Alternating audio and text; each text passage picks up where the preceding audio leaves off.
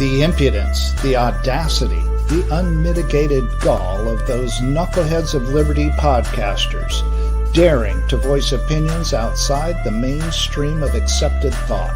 Listen if you dare. It's angry, it's funny, it's even sometimes sad, but it's always based on freedom and justice, as you will see. Here's our host, Jason McPhee. Welcome to the Knuckleheads of Liberty. We are coming at you on October 24th, 2022. Scary time of the year, not Halloween, but because it's election season. And boy, I tell you, it's the scary things we see happening. This is every day is one day farther into the Biden abyss, but maybe we can do something about that this time. But what we're going to talk about this time is maybe how we can make this time of the year a little less scary, and that's with issues of voter fraud and maybe how we can get a little bit of voter integrity back in there. But before we get into that, let me introduce you to our panel. In our upper left-hand corner, we have Leon, the word Brathwaite, last word in Liberty. He is a retired engineer in the state of California. In our lower right-hand corner, we have our screaming eagle of freedom, Tim Everett. He is a pilot in the state of California. In our upper right-hand corner today, we have a special guest, Jacqueline Timmer. She is... Well, she is the director and founder of the American Voters Alliance, and they specialize in looking into issues of voter fraud and election integrity. So it's perfect timing. I guess let's jump right into it. The very first thing we think about with voter integrity and election fraud is voter ID. That's sort of been a hot topic in the news quite a bit. And it's funny. It's funny, right? How funny that's now a hot topic of conversation in our day and age. I mean, it's right along with like Lizzo's wardrobe, but these things are the hot topics right now. Well, it's funny, conservatives think it's a hot topic, and I suppose most libertarians probably think it's a hot topic too. Democrats don't think it's a hot topic. In fact, they think it's kind of racist to bring up voter ID. I'm not sure why, but to sort of illustrate that, let's James, maybe you could bring up the map here. So this is Ballotpedia has a map of all the states that have voter ID laws. And so if you look here, the states that are in blue are the states that have voter ID laws. So maybe they should be red because they tend to be, a lot of them tend to be Republican states. So you have, clearly Texas, Florida, some of these deep South states. Now, oddly, you do have some oddballs like Washington. They kind of go blue on some of these elections, but you can kind of see how this traces over. Well, I guess before I get to that, the gray bars, those are the ones that don't have ID requirements, and the yellow states, those are the ones that have ID, but it's non-photo ID requirements. So if we look how that overlays into an electoral map, you can kind of see that it sort of shows that a lot of the blue states are the ones that essentially don't care about having voter ID, or they think it's racist. And the states that want that voter ID, they tend to be Republican states, as shown by the 2020 electoral map. So anyways, racist, not racist? Is this conservatives right or wrong on this one? What do you guys think? Well, kind of going back to my earlier comment, it's astounding to me that this is a topic of heated debate. Because, and it's similar to the border conversation, right? Because you can't be a nation, you can't be a country without having citizens and non-citizens. But that really goes into what is the far left's agenda right now. It is a one-party system. It is a globalist economy, a globalist governance. And so we really have to look at what are the underlying issues and philosophies that are informing the fact that this has suddenly become such a topic of debate, where historically this never would have been a question. Yeah. This whole voter ID discussion, personally, I find offensive, if you want the truth, because you were telling me I could just walk down the street and somebody could just look at me and say, I know more than likely you don't have any sort of ID, any sort of government issued ID, just because of the color of my skin. Now, if that is not racism, then I don't know what the hell is. So this whole discussion I find so offensive, but this is what the left does. They have all of these presumptions. Oh, they go to court and they say, oh, minorities are probably most unlikely to have ID. So that's why we have to have these laws to protect them. Protect them from what? What to protect them from? You know what I need protection from? I need protection from the Democrats and the leftist agenda. That's what I need protection from. Okay? I don't need these people to look out for me. I really don't. So I truly find this discussion, these debates that we are seeing about voter ID and all these sort of things, I find it so offensive that you wouldn't believe. Leon, it sounds like Leon, you need... you're looking at it because everybody knows that these government issued IDs are so difficult to come by, and that they are that acquisition of these is so far beyond the capability of the average Black person. I mean, don't you know because the that institution is so systemically racist, they only give them to white individuals. Of course. You know, and what is only thing is that I am so stupid. Listen to what they're saying. So I am so stupid. Yeah.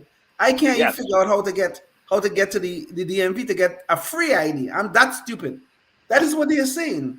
And then on top of that, you know, most people who have had teenage children know a 15 and 16-year-old kid know how to get a fake ID to get in the club on Saturday and Friday and Saturday night. Everybody knows that. But you know what? Their parents, their adult parents, are too stupid to figure out how to get a real one. Yeah. Imagine that. Yeah. For free. For free too. Thank you. For free. Leon, I didn't know all those clubs were so racist, requiring ID too to prove that you're that's right. to get in. And yet they all want to go there. I don't understand. I don't get it either.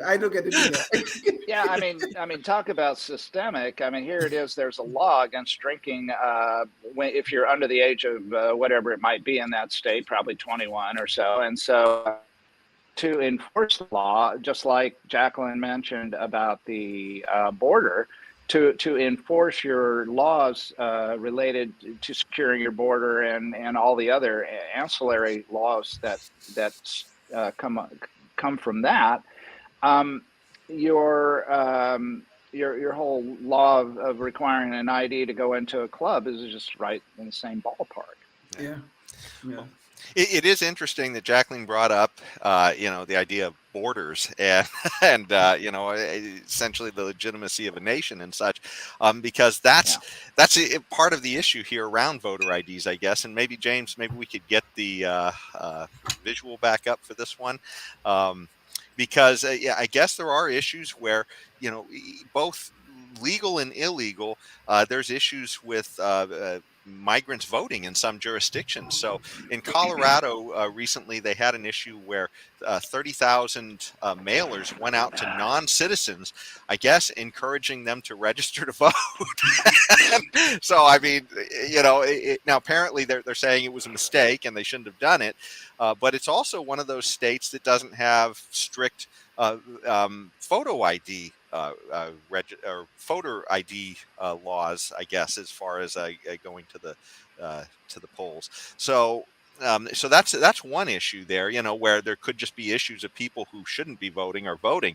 But another issue this brings up, and this is kind of I guess a more tricky issue, but there's a lot of localities that are also allowing non-citizens to vote, but it's only for the local elections in those places. And so that one's maybe a little bit of a trickier issue, because it's not necessarily that somebody's doing something illegal, but it's just an issue of some places, I guess, finding a value in allowing people who aren't citizens to vote in those jurisdictions for just local things. So what do you guys think about this? Is this, sort of a mixed issue here, but what are your thoughts on the whole migrants and voting and illegal voting and such? Well, personally, go ahead, Tim. I'm sorry. Personally, if they're not citizens, I don't care if it's a local election. I don't care if it's for dog catcher. They should not be allowed to vote. It's just not part of the program. That's my opinion. I agree with Tim on that. And I'm sorry, I've got background noise here. I've got a dog that's at my feet. I've got construction in the house. We got all the things going, like to multitask here. But I agree with Tim, but I also do think that these are two separate issues. And I want to pick at your language a little bit, Jason, because you use the term migrant. which is an appropriate term. However, it is now the politically correct term, along with dreamer. Yeah. And back in the day, even a few years ago, we had the term illegal alien, and now we don't. Yes. And what we fail to understand as a nation, and this is happening culturally as a whole, is we are moving away from distinctions because we are saying that is discrimination and it is derogatory. And at the same time, and this comes from Victor Davis Hanson's book, The Dying Citizen, he talks about the increase in tribalism as we are more and more identifying with racial and cultural niches rather than being American and the pride of being American and understanding the value that this nation really has and has brought to the world and to history. And so with that, as we move away from the distinction between what is illegal immigration and what is legal immigration, we blur the lines of actually what citizenship is. This is not a discriminatory practice. Well, let me clarify that. Discrimination is proper in the right context because it is judging a distinction, not creating a disenfranchisement based on a derogatory sense towards the other person. And so we have to understand that as well. And that gets a little muddy just depending on who you're talking to. But we do have to understand these distinctions in order to be able to deal with the issues legally, because we have to protect our nation if we're not going to move towards a one world government. And we don't want to go there. That hasn't worked well in the course of history. It's been pretty nasty. Typically ends in genocide. But what we're looking at here when it comes to immigrants, legal immigrants versus illegal immigrants is a scary thing. So we have this mass influx at the border. We have a lot of red states along the border. And now we have this influx of a population that is known to vote Democrat. Again, Biden's policies tend to align when it advocates for a one-party system, which is the deep progressive neo-Marxist Democrat agenda. And then you also have this question of the local municipalities who are allowing non-citizen voters, and they're saying, well, this is a huge part of our culture in this city or this municipality. I agree with Tim. I think we are a nation of laws, and you need to be a citizen in order to have the right to vote and to participate in the governance. And I want to highlight one thing here, because one of the arguments that has come up in this regard is, well, no taxation without representation. I've been hearing this from the DC folks. I wonder if they've even read our Constitution or the Declaration of Independence, but they feel fine putting this on their license plate and saying, well, no taxation without representation. You hear this a lot when it comes to the immigrant and migrant discussion. I'm sorry, I know this is a lengthy monologue here, but I do want to read this excerpt from the Declaration of Independence because it really puts things in context for us.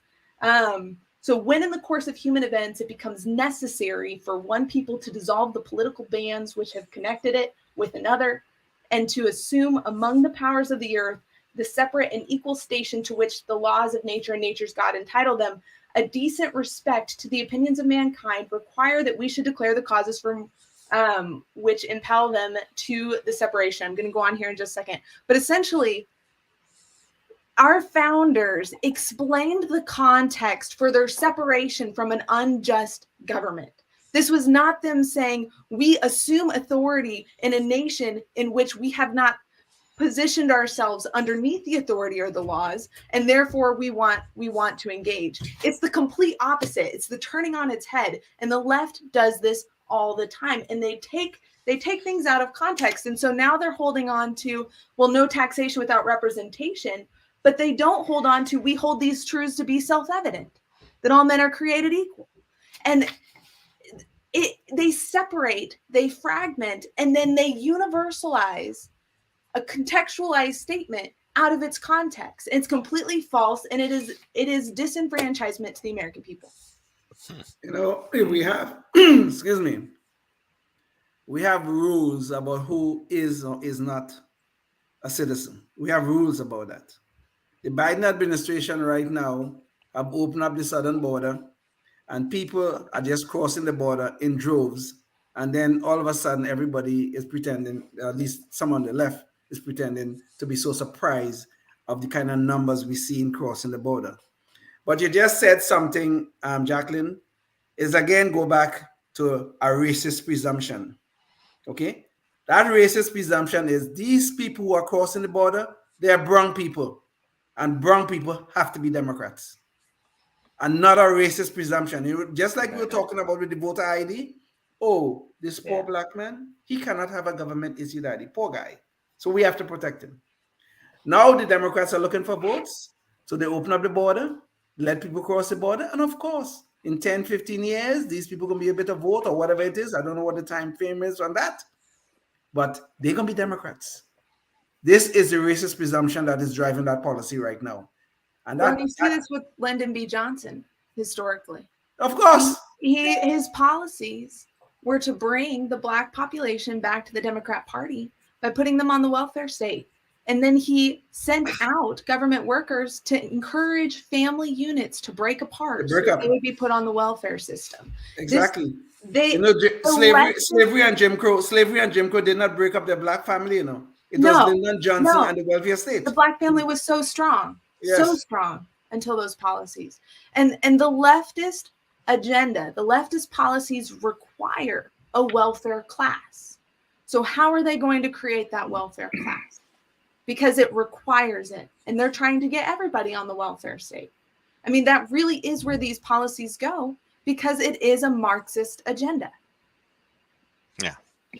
Well, to go back to your point of no taxation without representation as well, we do have issues where, people import goods to this country all the time, and there are taxes on those goods that people pay in order to, to bring those goods in. And I mean, certainly there's taxation in that sense on the importer without representation, I guess. So I mean, we certainly have models of this all the time. And as long as it's voluntary, sales tax. Yeah, sure. I mean, as long as the person... a German tourist on vacation in July is going to have to pay sales tax when they go buy stuff at the store. Should he get to vote now? Did they get to vote? Did they get to vote for that increase in sales tax? No. Yeah. Okay. Yeah. There's a you're right. Examples of this thing. Yeah, but every country. Anyway. Yeah. Well, yeah, I think the big issue is that for libertarians, at least, is that we don't restrict people being able to engage with people from other places, whether they, come over here or whether they stay in their own country. Either way, we just don't want to restrict the engagement. But that doesn't mean necessarily that you want to allow somebody to vote before they become a citizen. So, Jason, I want to further your point. Okay, I want to further your point. I am fully with you about engaging with people across borders, okay? But there should be rules by which we do so. I think part of liberty is the rule of law. And what is happening right now on our southern border have nothing to do with law. Nothing. It's the tolerance of lawlessness that we see in our society right now. And that's a real problem. And at the southern border, it has been an invitation to the cartel. There you go. Oh, yeah, we didn't talk about that. Terrorists are coming across the border. They are renting children to cross the border because border laws currently favor families, and so kids don't actually get the benefit of it because they are rented to cross the border and then they're shipped back. Yeah, and it happens again and again. And think about the abuse that happens during that time frame because these are not caring families. Yeah. It's absolute insanity. Yeah. It is creating a humanitarian crisis in the name of, again, this political mercy, this political benevolence that the left is so proud of when it actually creates crises for the people that it claims to protect. And then it manipulates that population to be the front and poster child of its voice so that it can promote insane ideologies. Well, and perhaps we wouldn't even have a migration crisis if we didn't have a drug war, but that is a complete digression that's going to take us way off track for voter integrity. Trafficking, the whole bit. And that kind of goes to this, right? Because you look at voter integrity, it is a microcosm. Just like each of these issues are a microcosm, it's a microcosm expression of a larger philosophy or ideology that is perpetrating the American stage. And we have to understand how these ideas connect, where they come from, if we're actually going to do anything about it. Yeah. Many of these local jurisdictions, they are allowing, supposedly legally allowing, non-citizens to vote. New York City was trying to do that. There's a city in Vermont, I don't remember which one it was also allowing non-citizens to vote. San Francisco was allowing that to happen in local elections also. But I think those things are unconstitutional. I really do. And I'm sure they're probably going to be tested in court sooner or later. But I do not think a non-citizen voting in the United States is constitutional. I'm sure about that. Well, it certainly does kind of muddy the waters. But speaking of muddy waters, let's go to Pennsylvania, where, there was a lot of questions back in 2022. Jane, maybe we could get this up about potential voter fraud during the 2020 election. Jason, you said 2022. You meant 2020, didn't you? Yeah. During 2020, the election between Trump and Biden, and there was a big question about a few swing states, and Pennsylvania was one of them, where this was an issue of potential voter fraud that happened. And of course, we were told that there couldn't possibly be voter fraud. We've never seen any evidence of this, and yet here we are in 2022, seeing a Democrat representative being sentenced to, I believe it's around 6 years in jail for, I guess, let's see, what does it say? He stuffed or he padded voter tallies, I guess, for he paid clerks. Yeah. He paid clerks. Yeah. Okay, so he paid clerks, and apparently this wasn't the first time either. So I guess he'd done this previously. He had some issues with this as well. So clearly this stuff is happening, and there's some issues. And just to show you, it's not just NBC or whoever is saying it, but I mean this is a legit case that just happened. And but this does bring back the issue that Republicans were claiming that there was issues in Pennsylvania back in 2020, and a lot of those issues went away, and some were just issues too of maybe things were done improperly, and then there becomes questions too. Should we throw out a person's vote as well if something is done improperly? Because then there's an issue of disenfranchisement possibly there too.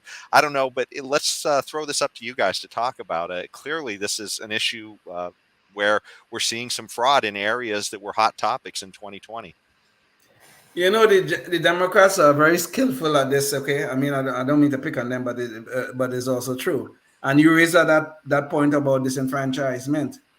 You see, if you have fraud in an election, if you do, it's very difficult for the courts to accept that claim of fraud, because if they do accept the claim of fraud, they not only will have to throw out the legal votes, the illegal votes, they'll have to throw out the legal votes that came with it.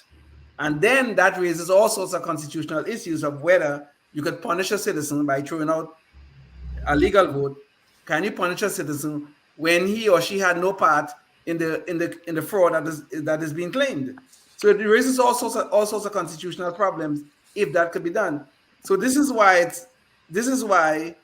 and this is what the Democrats know very well. It's very, very difficult to prove fraud in some of these cases, to at least get a legal standard that will cross the threshold that will make a judge or court decide to throw the votes out if the fraud is recognized. And this has been a real problem. I think there have been, in terms of requiring elections to be done over and that kind of stuff, I think that might have only happened like 3 or 4 times in our history, if I'm not mistaken. Maybe Jacqueline could correct me on that. But it's a very difficult thing to get done. That even when there is fraud, even when it's recognized, it's very difficult to have those votes thrown out and then have the election done over. I mean, it's really an incredible thing. Yeah, I love how you addressed kind of the role of the courts and how when they are hearing an election case, the pressure that comes on that. In 2000 with Bush v. Gore, we look at the Supreme Court essentially overthrowing an election result, which courts typically do not decide the results of an election contest. They might rule on a procedural issue, but often they don't speak to the results. And so, especially in 2020, we saw a lot of people looking to the courts to be savior and to come in and step in and to overrule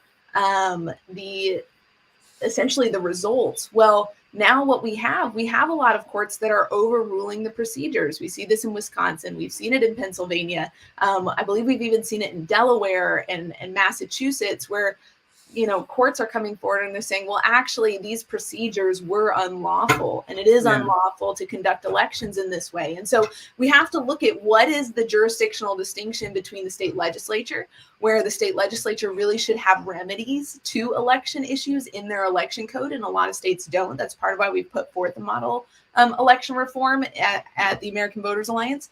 But also, what's the court's role when it comes to engaging in these processes, and should they be involved in that way? So that's a very fundamental question as far as how our institutions work. When it comes to Pennsylvania specifically, I mentioned this before we hopped on the air, but I think personally that they are prosecuting Ozzy because it sounds like Dr. Oz. And what's Dr. Oz's stance in this really pivotal Senate race in Pennsylvania? I almost said California, but in Pennsylvania, it is election issues. It's election integrity. And so if Ozzy, aka a seemingly Dr. Oz, has now been convicted to prison time for election fraud when the stance is election issues, that's going to create a lot of confusion for uninformed voters.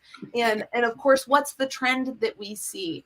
We see since Obama this push to get out the vote with uninformed voters, with low interest voters. And what do we see in now the election administration process through the implementation of ERIC when it comes to the voter rolls and how the voter rolls are operated, when it comes to the perceived role as the clerk, and even in HR 1 that now claims that it is the federal government's responsibility to ensure that everyone is registered to vote. Well, since when has that been the federal government's responsibility? I thought we were a government of enumerated powers, not laissez-faire, whatever the political agenda is of the moment. And so we see this shift that parallels in the election administration process the leftist agenda for campaigns. One last thing on Pennsylvania. I spent a lot of time in inner city Philly in 2020 leading up to the presidential election. I was there on the ground filming, interacting with people for an extended period of time. And it is well known within the city that election fraud is the lay of the land. The ward leaders will sell their wards for votes. Not all, but many. It is standard practice in Pennsylvania, well, in the Philadelphia area specifically, for not just unlawful elections, but flat out fraud. Oh, Jesus Lord. Wow. I just have a question for Jacqueline. In your research, have you found examples of the Republicans, for whatever reason, maybe trying to catch up, engaging in this kind of fraud to like, gang, we're getting our ass kicked. What are we going to do here? We're going to have to cheat in order to level the playing field. Okay, in a, like you say, in a laissez-faire environment where anything goes. Hey, if there's no rules, why are we obeying the rules? And everybody else is cheating and getting ahead because of it. So have you found examples of the Republicans doing similar things in elections? There's definitely a both and I feel like where you see that a lot is really in these larger leftist cities where people will trade votes. So, it's very rare to have a Republican in office in Philadelphia or New York, for example. And so where you have that, often, not always, but often, there's been some kind of trade or deal that's taken place that takes the form of some type of suspicious activity. So yes, it definitely takes places on both sides of the aisle. It's nothing new. And that's part of what's become such a struggle in the dialogue, because this really has an opportunity to be such a unifying issue. Like, most people want their vote to count, and most people, only want one of their votes to count. So it's just kind of like, this really isn't, it shouldn't be such a controversial topic, except that we do have Marxism that has reared its head in America. And that's become the major philosophical issue. Well, Tim, there was a congressional race in North Carolina, I believe, I can't remember what was the main county involved, but there was a congressional race that where the results were thrown out and it was done over. This was about, I think, about 6, 7 years ago, but it was in North Carolina, and it was. And to answer your question more directly, it did involve a Republican who was trying to win a seat in that district. But I just can't remember what was the main county involved. But it was in North Carolina that I'm sure about. Well, I was just going to suggest that possibly if there seems to be a disparity, it might be because the media tends to be more aggressive in rooting out, Republicans doing things wrong than Democrats. Which that brings us up to sort of our next topic. But apparently, the FBI does too. Yeah, exactly. Yeah, and the IRS as well. And the but let me bring up our next topic. James, maybe you could bring up the screen for us, and that has to do with what we all saw clearly was this issue with the Hunter Biden laptop scandal that happened during on the run up to the election of 2020. And there was this issue where the New York Post had broken a story about Hunter Biden's laptop, the infamous laptop from hell, which had all kinds of crazy pictures of Hunter Biden engaging in illegal drug activities. But aside from those types of issues, there were also issues of emails about business that he was conducting as well. And some of this may have been for his father overseas and such, essentially as his bag man, collecting bags of money, in different places around the world. He was the big guy, Exactly. And, Politico, had kind of a nice little graphic up here that was showing some of the troubles that was creating for his dad's administration, trying to juggle all of this, apparent corruption. But just the idea that here this laptop, which was a legit laptop. Everybody admits now it was a real laptop, but Twitter and had Facebook. Twitter literally essentially canceled the New York Post from its operation so that they couldn't show any of their stuff on the social media. And we know now that Facebook apparently was approached by the FBI to say, hey, you're going to hear some stuff, and it's all going to be Russian false information essentially. So don't we advise you sort of not to print this. It's sort of a little bit of a paraphrase, but that's essentially what was happening. So we have these actual issues of election tampering that are happening by the media literally going in there and deciding not just what to cover and what not to cover, but literally trying to suppress information as well. So what do you guys think about all that? Well, we have a modern nanny state. Look at Fauci. Fauci suddenly gets to decide the healthcare decisions of all Americans. Thankfully, not anymore. But we've moved to this administrative state of experts that are not held accountable by the people. And it's because the government doesn't trust us and we don't trust ourselves. Freedom is an inside job. We talk about we're losing our freedoms. That's true. That's true in an objective sense, but in a subjective sense, not in subjective as far as subjective social relativism, but subjective as in I am the subject. Freedom is an inside job. And I get to choose how I will respond in any and every situation. No matter what is happening, I always have a choice of what my response is. And we've lost a value for that as Americans because we've been told we get to be victims and we get to be heroes at the same time. And so when it comes to this disinformation or misinformation campaign on the part of the government in collusion with big tech, it really is this: we are going to control not only the narrative, but we are going to control this social construct and social experience because we know what you can handle. We know what you, the little guy, is able to digest and deal with. And so we're going to take care of that for you, whether it's your healthcare decisions, whether it's, information so that you don't explode your little brains because you can't handle freedom. So we're going to do that for you. That's the culture that we've entered into. And that's what we're seeing with this information, disinformation bullcrap. Yeah, gun laws included. And right. Speaking of these Fauci types, And if I'm a foreign citizen, or whether I'm living here as an American citizen, either way, can I use the tagline, no regulation without representation? How's that work? I like it. But you know, 'Cause I didn't elect Fauci. I Yep. didn't vote for Fauci. No one did. Yeah. Or the FBI or the DOJ Or or any of these, experts. Yeah. Yes, the experts who's going to guide us to utopia. You know, no FBI sting without representation. Without representation. There you go. You know, getting back to the Hunter Biden laptop. You know, Jacqueline, a little while ago, you spoke about the entrenched bureaucracy, which is seriously on the left. You know, there were about during that whole thing about the suppression of that information on the laptop. There were 51 intelligent officers. Some of them were former officers, but some of them were working with the government, and some of them were outside the government, but used to work with the government.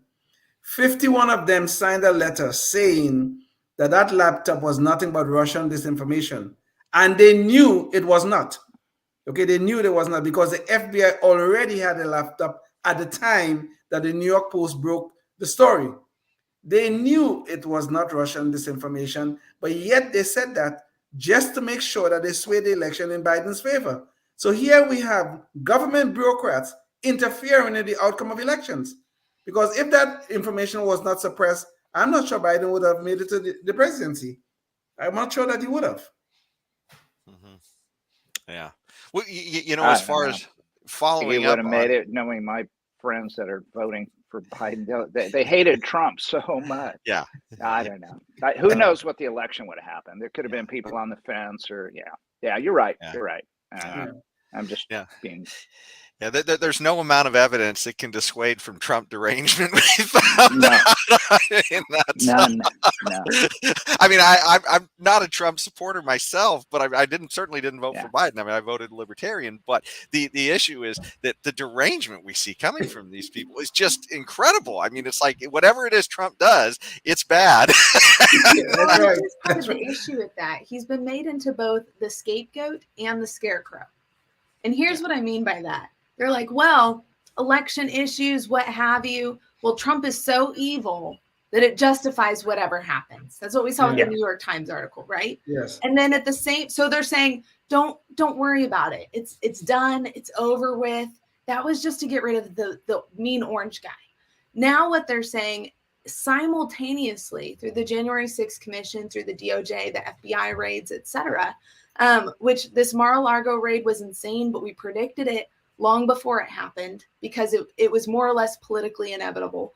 But that's a whole nother story. But what they're simultaneously saying, along with Trump's the scapegoat, is, and if you question us, this is what's going to happen to you too. Yeah. That's how you have the Eagle Forum getting a subpoena, a small nonprofit who stood up against transgender agenda in public schools, getting a subpoena that wants all of their communications with other nonprofits. That's absolute insanity to use the administrative state, these new IRS agents, this heavy hand of the federal government, which is, by the way, why DC was never supposed to be a state. That's why they don't have voting rights, because you have this concentration of wealth, this concentration of power, and then you're going to reinforce that. That's why that's in place. Our founders perceived the potential for that to happen. You have this administrative state that's now the fourth branch of the government, but with no accountability. Yes. Yeah. Well, we're getting close to being out of time, and so I want to jump to our Knucklehead Noise Patrol. But there's last thing I wanted to say about this last topic, and think about how much time the media spent chasing a false Russian narrative when we talk about maybe how I guess with conservatives the standards are a little bit different, and then we think about this laptop that was literally right there. I mean, the evidence was right there. An organization had broken the story. All you had to do is look at their evidence, and every major network literally just ghosted the story. What didn't happen, until after the election, and quite a ways after the election. Yeah. So the standards in the media are clearly biased. So we have a two-tiered system in America. Yeah. Yeah. Yes. Elections, citizenship, etc. We have a two-tiered system.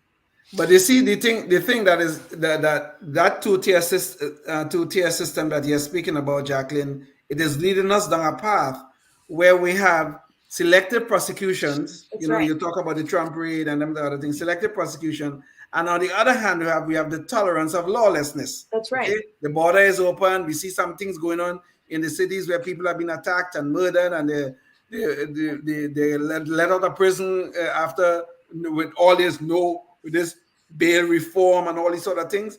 But we have these two things going on, this selective prosecution and this tolerance of lawlessness that is leading us down a very, very dangerous path. And why do we have that? Well, who benefits from it? Exactly. Yes. Yeah. Well, here we go. Who benefits is our knucklehead in chief, Joe Biden, and that's where I want to get to our knucklehead noise patrol here at the end. And so essentially, this one I thought was kind of really tied everything together. It wasn't very recent. This is back in 2021, but back when Republicans were looking for some election reforms after in some red states after what happened, that Joe Biden getting elected in 2020 with all kinds of new sort of untested election laws that were put into place all over the place. So Republicans were seeking just some certain things like maybe restricting the amount of days possibly before or after elections in some places, asking for voter ID, some sort of common sense things you might think. And Joe Biden, in response to that, and this was called HR 1 that they were trying to get through, which is House of Representatives bill that they were trying to pass. And so Joe Biden, in response to Republican efforts to put in these kind of common sense reforms, he called that this makes Jim Crow look like Jim Eagle.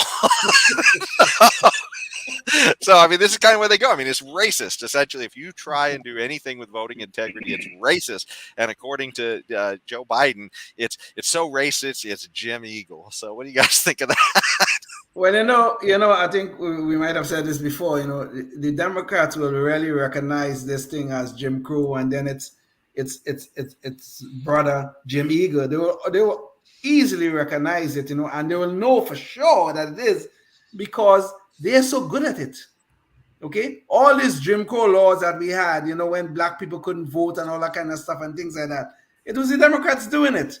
Okay, so they're very good. So maybe Biden is correct.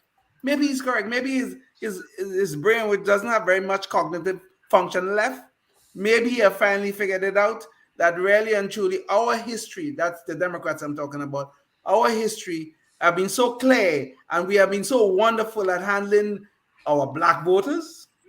Okay? You've been so clear. He now knows for sure that this is Jim Eagle because his party have been instrumental in suppressing the vote of black people in this country. And now he's going to tell us now, we should go along with him with his damn nonsense. HR 1 and HR 4 were absolute insanity. HR 1 tries to nationalize the election system, which is clearly given to the states in the U.S. Constitution. Exactly. HR 4 tried to make state law subject to the DOJ before it could be changed because of potential racist discrimination, etc. But I do want to know, and I had to look this up. I was like, is this a Biden gaffe? I want to make sure that I understand this. Who is Jim Eagle? Like, is that saying that it makes it look patriotic? Is that does Jim Crow look patriotic and as opposed to the opposition of HR 1? I was very confused by this, so I personally looked it up. And you have the explanation on your screen over there. It was astounding to me, but I personally feel sorry for the man. I have pity on President Biden. I think he hung out with the wrong crowd, and now he's getting used by the wrong crowd that he hung out with, and that's what happens. Well, Biden is not here cognitively. He's not here. But seriously, he's not. Okay, so somebody else is the president of the United States. Somebody in the background. I don't know who it is, but somebody in the background. No, this issue about Jim Crow versus Jim Eagle. I mean, I didn't read your article yet, so I'm sure there's probably a different explanation. But no, it's a farce. There is no explanation. It was because the explanation that this journalist says is, well, a crow is a small bird, an eagle is a large bird. Oh, yeah, right. Yes. Larger. But his comparison is that it makes Jim Crow look like Jim Eagle.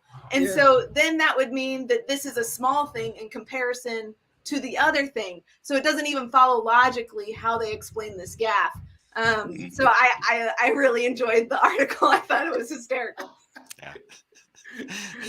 Well, the ultimate absurdity too is that he was calling things Jim Eagle, apparently, that Democrat states are doing too. Exactly. I mean, they're literally some Democrat states, they have restrictions on the amount of time that you can, vote ahead of an election, or some of these voter ID laws as well. So this is just insanity, But yeah. Well, this is so insane, Jason. You want to know how insane this is? The Georgia law that they were arguing about, that Georgia law is less restrictive than the laws that Delaware, Joe Biden's home state, that they have in place right now. Yeah. That's how insane this is. Yeah. And of course, we wouldn't expect Joe Biden to know that. We don't expect him to know much of anything, apparently. But that's just about the end of our show. And let me bring up real quick, because we had Jacqueline was our guest today, and her organization is American Voters Alliance. And so did you want to say anything quick about that before we leave the show? Yeah, I mean, the first thing to do is get informed. So sign up for our newsletter. You can just go to protectyourvote.org. It's a forwarding address, but protectyourvote.org. Protect Your Vote is also our social media, especially on Instagram. So we have a lot of informative content on Instagram. Of course, most of it is shadow banned. I've seen things actually just like drop off Instagram like while I'm posting it with no explanation. So, but we do have information there. If you want to get involved, we do have a number of campaigns and initiatives that we're launching all the time. They are geographically specific because elections and election law, all of it changes county to county. So we work to be very specific to your municipality. So connect with us, and we'd love to get you plugged in, get you involved. Awesome. And if you're watching this podcast and you're interested in hearing more, we also interviewed Jacqueline in a recent podcast as well, where we talked specifically about her organization for a half hour. So you can get a lot more detailed information from that as well. So thanks, everybody, again for joining in. And until next week, stay free. Yes, indeed. Thank you so much. Life, liberty, and the pursuit of happiness, always and forever. Thank you for listening to the Knuckleheads of Liberty podcast. Find us on Facebook, Rumble, YouTube, your favorite podcast network, and at knuckleheadsofliberty.com.